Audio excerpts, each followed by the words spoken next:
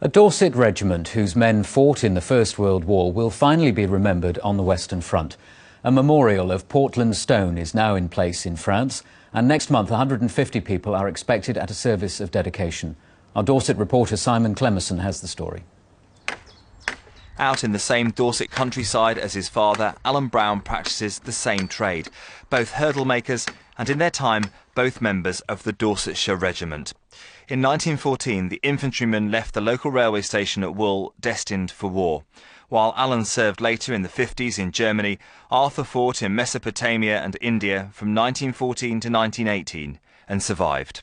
There needs to be a memorial to remind people that they were fighting and they were only youngsters at the time, and somewhere, because there's so many were killed in these places far off, it's nice to have somewhere to centre on, I think.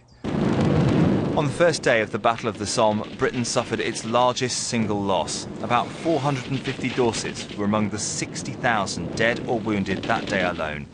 Now they are remembered. While there are memorials to other soldiers and divisions here in France, the Dorsetshire Regiment has been missing. As human links to history pass, families have been keen to ensure each part played in the war is not forgotten. The monument is in the village where the Dorsets crossed the front line on the 1st of July 1916.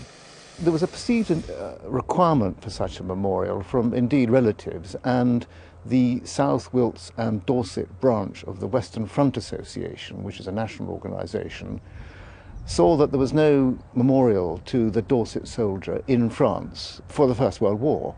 And as it was the greatest war in British military history, they thought that it was appropriate that they should now erect a memorial.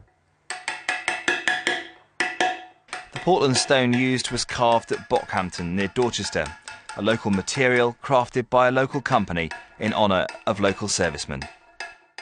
There are many memorials, but at the scene of the Great Battle of the Great War, where other infantrymen are remembered, the Dorsetshires, once based here, are not. But on May the 7th, all that will change, and relatives of those who fought will be in France for a service of dedication.